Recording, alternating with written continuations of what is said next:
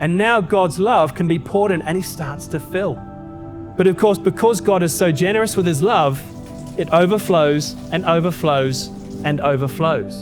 And that is the effect of God's love in our lives. And we see this actually, a wonderful way of demonstrating this. You see, there's no effort to that. The cup didn't do anything. The cup just sat and received. And as God's love was poured in, his love actually overflowed and overflowed and overflowed. And if you look in Mark chapter 5, there's an account which you may have read yourselves where Jesus, he's walking through, thank you, I might need that. Where Jesus is walking through a crowd and a woman who'd been bleeding for 12 years, she creeps up behind him as he's speaking and ministering and laying hands, and she just touches the hem of his garment because she knows that if she just touches Jesus, she'll be healed.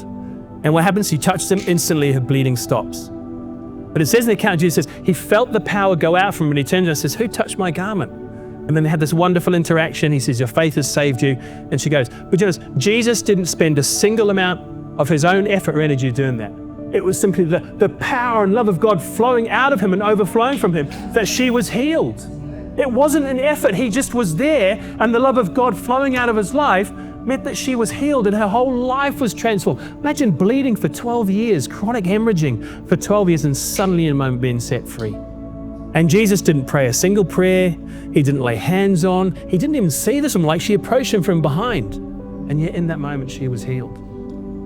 But we see it in Acts 19 with the disciples, like it says that when Paul was in Ephesus, the disciples would bring handkerchiefs and pieces of cloth to Paul, and it said if they just simply touched Paul or were around him, they would take those cloths, and suddenly once those cloths touched other people, then those people, like sicknesses would leave them and evil spirits would leave them. And again, Paul didn't have to do anything. He didn't pray a single prayer. It's just these cloths that had somehow been around him and touched his body were going elsewhere, and the overflowing love and power of God was suddenly being spread and shared with other people who Paul, he wasn't even seeing them.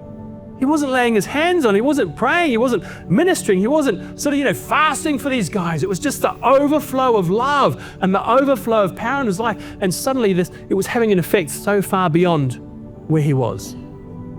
So can I ask us, is that the effect of our lives? Are we having that effect?